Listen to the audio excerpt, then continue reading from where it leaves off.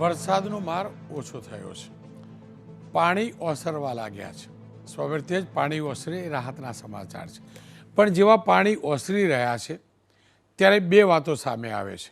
એક પાણીના મારથી પડેલા ખાડા અને એ પાણી ઓસરતા જ જે ભ્રષ્ટાચારનું પાપ છે ને એ ખાડાના રૂપમાં હવે હાડકાં તોડી તોડીને દર્શન કરાવે છે.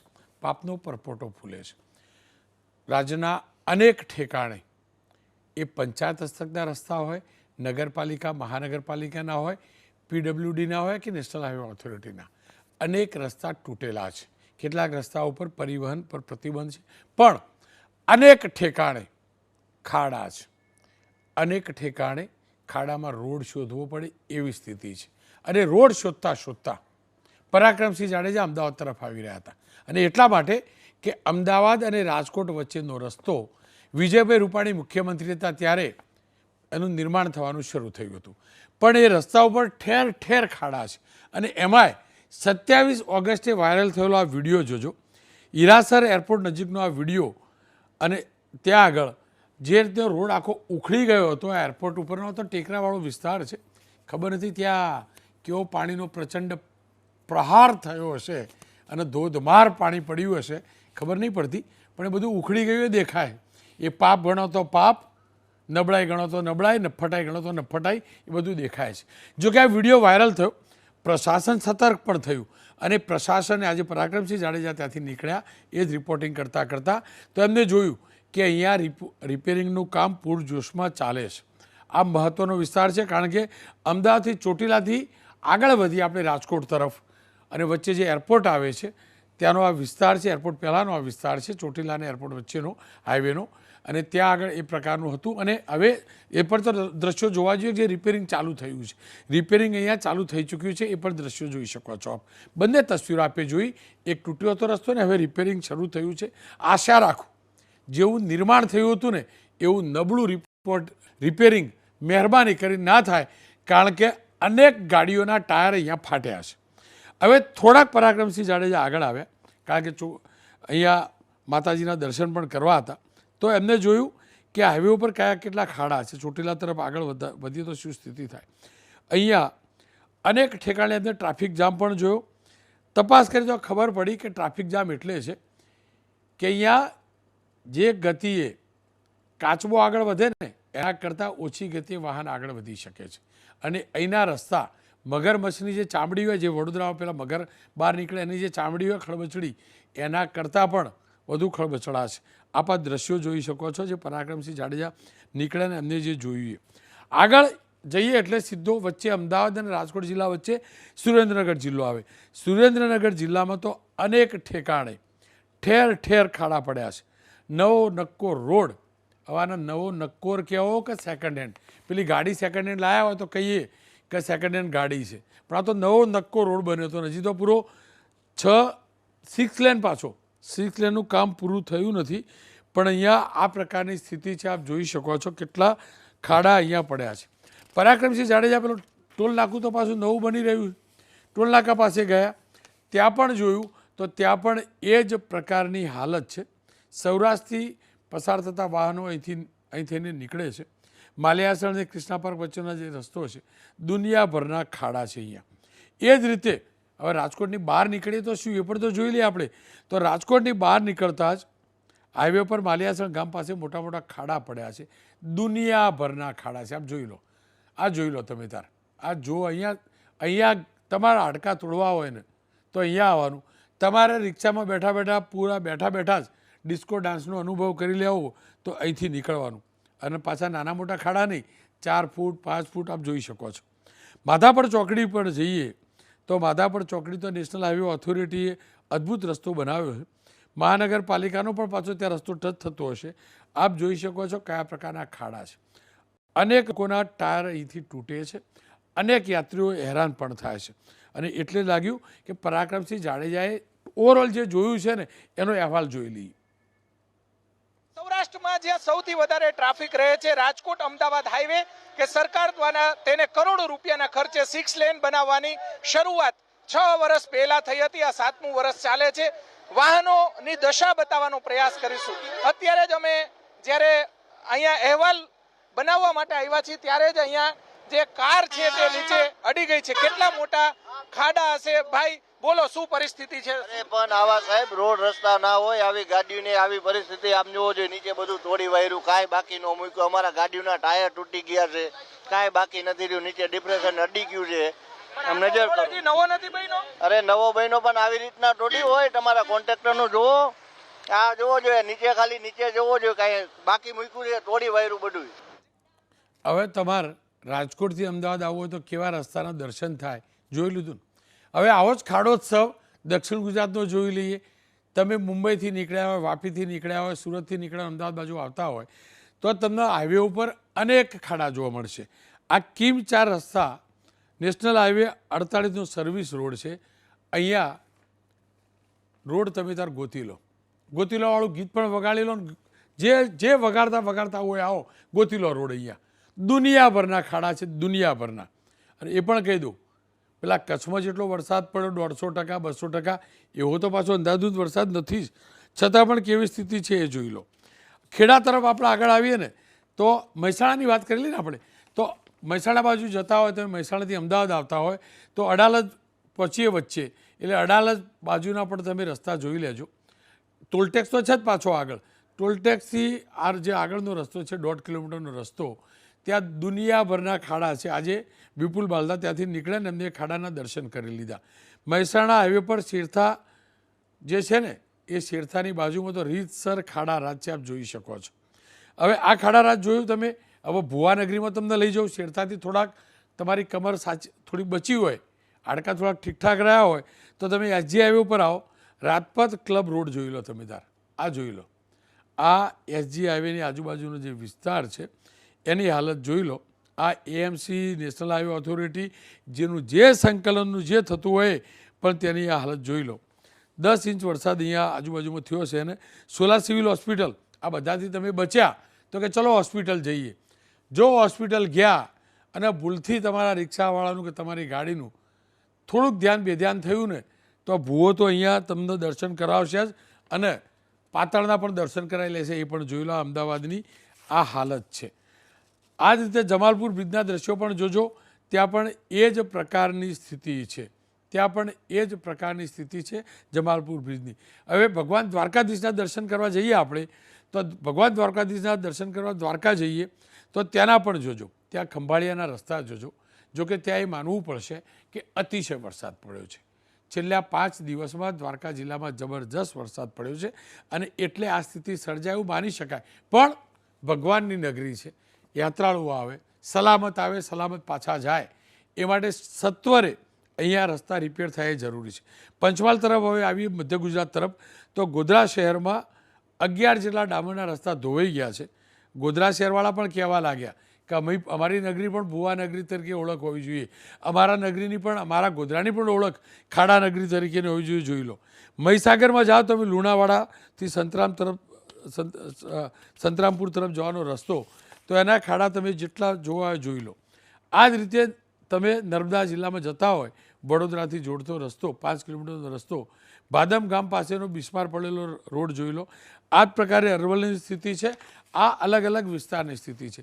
પણ આ તમામની વચ્ચે આપણા તમામની વચ્ચે સરદાર સાહેબની જે મોટી પ્રતિમા છે એકતાનગર, સ્ટેચ્યુ ઓફ યુનિટી, એ જવાના રસ્તાના દ્રશ્યો આવેલા. મારી ટીમને કહીશ કે એ દ્રશ્યો પ્લે કરીશું. સરદાર સાહેબના જે ડભોઈ બાજુનો જે રસ્તો હતો એ રસ્તો આખો તૂટી ગયો હતો. 27 તારીખનો આ વિડીયો હતો. આ જોઈ લો તમે.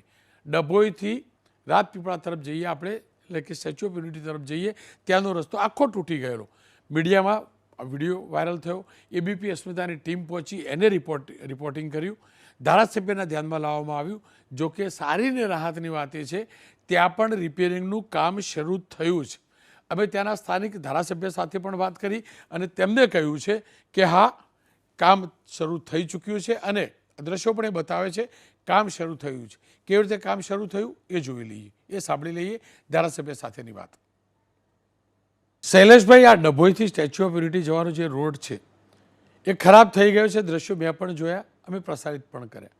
આપના ધ્યાનમાં ક્યારે આવ્યું કે આ રોડ આ રીતે તૂટ્યો છે અને ત્યારબાદ કયા પ્રકારની કાર્યવાહી થઈ હવે થોડું દેખાય તો છે રિપેરિંગ થયું, ખરેખર કયા પ્રકારનું રિપેરિંગ થયું છે? પરમ દિવસે જે રીતનો વરસાદ હતો, દેવદેવમાંથી 60,000 ક્યુસેક જેટલું પાણી અચાનક છોડવામાં આવ્યું. કોઈ દિવસ આટલું પાણી આ બાજુ આવતું નથી. એના કારણે આ રસ્તો ધોવાઈ ગયો, લોકોના ખેતરોમાં પાણી ઘૂસી ગયા. અમારા ધ્યાન પર આવતા ગઈકાલે સવારે સ્થળ વિઝિટ લઈને ત્યાં આગળ અધિકારીઓને, કોન્ટ્રાક્ટરને તમામને હાજર રાખ્યા હતા અને તાત્કાલિક આ રસ્તો કેવી રીતે ચાલુ થાય એના માટે સૂચનો કર્યા અને સાંજ સુધીમાં કોન્ટ્રાક્ટર અને અધિકારીઓએ રસ્તાને વ્યવસ્થિત કરીને એની પર ટ્રાફિક ચાલુ કરી આપ્યો હતો. આ એસઓઈ જતો મુખ્ય રસ્તો હોવાથી એની કાળજી લેવી જરૂરી હતી અને એ રસ્તો બંધ રહે તો ઇમેજ પણ ખરાબ થાય, ટ્રાફિકને પણ અવ્યવસ્થા સર્જાય. એના કારણે ગઈકાલે જે કામગીરી કરાઈ, હું તો અધિકારીઓને અને કોન્ટ્રાક્ટરને અભિનંદન આપ્યું કે સાંજે 6 વાગે એણે આ રસ્તો ચાલુ કરી દીધો. ખેર આ રસ્તો તો રિપેર થયો, પણ આખા રાજના રસ્તા રિપેર થાય એ જરૂરી છે. ને રાજુભાઈ ધ્રુવ મારી સાથે જોડાયા છે. આશા રાખું એમના થકી સરકાર સુધી વાત પહોંચે. રાજુભાઈ, જુઓ તમે રાજકોટ એરપોર્ટ જવાવાળો જે ખૂણાનો રસ્તો એ તો રિપેર થઈ ગયો, આ સરદાર સાહેબના સ્ટેચ્યુ સુધી, મૂર્તિ સુધી જવાનો રસ્તો રિપેર થયો, પણ આખા ગુજરાતના રસ્તા તૂટ્યા છે. જો અધિકારીઓનું, કોન્ટ્રાક્ટરનું પાપ આ વધુ વરસાદ પડ્યો એમાં છુપાઈ પણ ગયું હશે, પણ હવે ક્યાં સુધીમાં રસ્તા રિપેર થશે?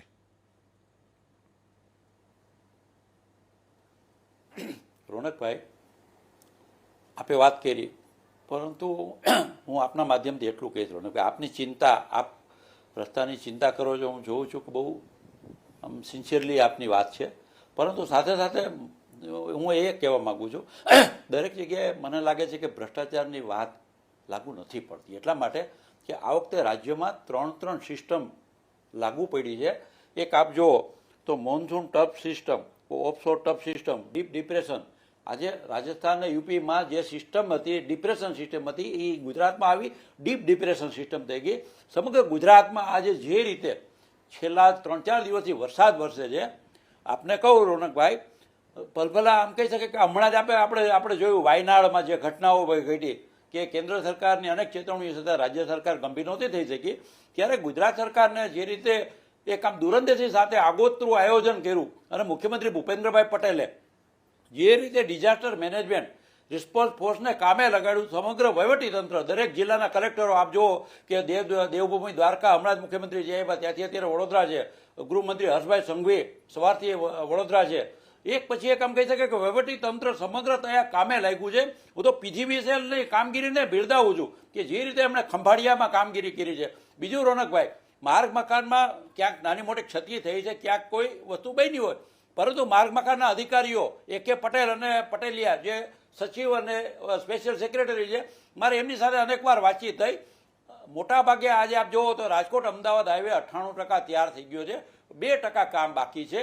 અને સમગ્ર ગુજરાતના રસ્તાની વાત કરીએ રોનકભાઈ તો 98.45% રસ્તાઓ ચાલુ છે. 1.55% રસ્તાઓ કે જેમાં 7 નેશનલ હાઈવે આવે, 73 સ્ટેટ હાઈવે આવે અને 696 પંચાયતના રસ્તાઓ આવે. આટલા રસ્તાઓ બંધ છે. એ એટલા માટે કે ત્યાંથી ઓવરટોપિંગ થાય છે, પાણી રસ્તા પરથી પસાર થાય છે. લોકોના જાનમાલની સલામતી પ્રાયોરિટીમાં છે. જે રીતે માનનીય મુખ્યમંત્રીએ તંત્રને સૂચના આપી છે, એક પણ વ્યક્તિના જાનની કે આમ કે ને કે કેર કરજો, કોઈ જાનમાલ ના ભોગે આપણે દરેક કામ કરવાના છે. પરંતુ સૌથી પહેલી પ્રાયોરિટી, સૌથી પહેલી પ્રાયોગિતા લોકોના જાનમાલ બચાવવાની છે. આટલો સતત 3 સિસ્ટમ ચાલુ હોય ગુજરાતમાં, સમગ્ર ગુજરાતમાં આપ જુઓ 4 દિવસથી વરસાદ ચાલે છે. આજે રાજકોટની વાત કરીએ તો રાજકોટમાં છેલ્લા 32 ઇંચ વરસાદ પડી ગયો, દેવભૂમિ દ્વારકામાં 86 ઇંચ વરસાદ પડી ગયો. હું માનું છું ગુજરાતમાં 76ની સાલમાં 47 વર્ષ પહેલા જેટલો વરસાદ હતો એનાથી વધુ સિસ્ટમો અત્યારે કામે લાગી છે. ત્યારે હું માનું છું કે રોનકભાઈ, રસ્તાઓ નો ડાઉટ મજબૂત હોવા જોઈએ અને તંત્ર કામે લાગ્યું છે, રસ્તાઓ રિપેર થવા માંડ્યા છે. જે રીતે રાજકોટ અમદાવાદ હાઈવે આપે વાત કરી, અત્યારે યુદ્ધના ધોરણે રિપેરિંગ ચાલે છે. એ રીતે અત્યારે આપણી પ્રાયોગિકતા શું છે રોનકભાઈ? લોકોના જીવ બચાવવાની. આજે 24,000 કરતા વધુ લોકોનું સ્થળાંતર કર્યું રાજુભાઈ, 2,000 કરતા વધુ લોકોના જીવ ઓ બચાવ્યા મારા છે. ભાઈ, આપ જુઓ રાજુભાઈ. કે જે રીતે તંત્ર કામે લાગ્યું છે, જે રીતે રાજુભાઈ, યુદ્ધના ધોરણે સમયનો સમગ્ર અભાવ છે. આપણે કહી શકીએ વાયુસેનાની મદદ લેવામાં આવી છે, જે રીતે કોસ્ટ ગાર્ડની મદદ લીધી છે, જે જી. રીતે એનડીઆરએફ ની ટીમો આવી છે, જે રીતે SDRF ની રાજુભાઈ, ટીમો સમયનો છે, અભાવ છે, આપને અને રોકીશ. સમગ્ર વહીવટી તંત્ર કામે લાગ્યું છે, જી. પોલીસ તંત્ર હોય, પીજીવીસી નું જી. તંત્ર હોય, કોર્પોરેશન રાજુભાઈ, રાજ્ય સમયનો અભાવ છે, આપને ગુજરાત રોકીશું. છે, એક આપને કહું ડિઝાસ્ટર મેનેજમેન્ટમાં માં હું માનું જી. છું કે આપદાને કંટ્રોલ કરવામાં જી, જી. ગુજરાતે એક સ્પેશિયાલિટી જી, જી. રાજુભાઈ, સમયનો અભાવ છે. આટલો સતત વરસાદ વરસતો જી, હોવા જી. છતાં આપણે એને જી જી કંટ્રોલ કરી શકીએ. રાજુભાઈ, સમયનો અભાવ છે, આપને રોકીશ. રહી વાત આપદા મેનેજમેન્ટની, તો વડોદરામાં એટલો વરસાદ નહોતો, ત્યાં પ્લાનિંગનો અભાવ હતો. નંબર 1. તમે વાયનાડની વાત લઈ આવ્યા, મારા વાયનાડને શું લેવા દેવા, મારા ગુજરાતના વાયનાડને શું લેવા દેવા.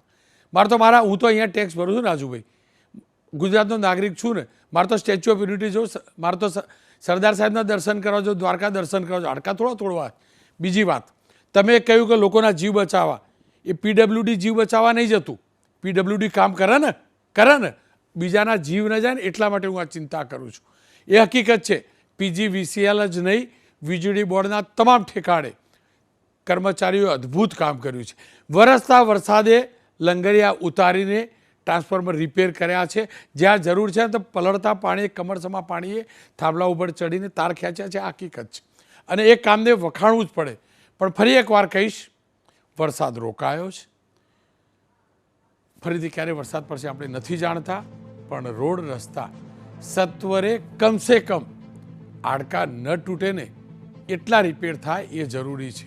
98% રોડ ચાલુ હશે, બરાબર છે, પણ જે 98% રોડ ચાલુ છે એમાં કેટલા ખાડા પડ્યા છે ને એનો હિસાબ સરકાર સુધી પહોંચાડવો જરૂરી છે. અને આશા રાખું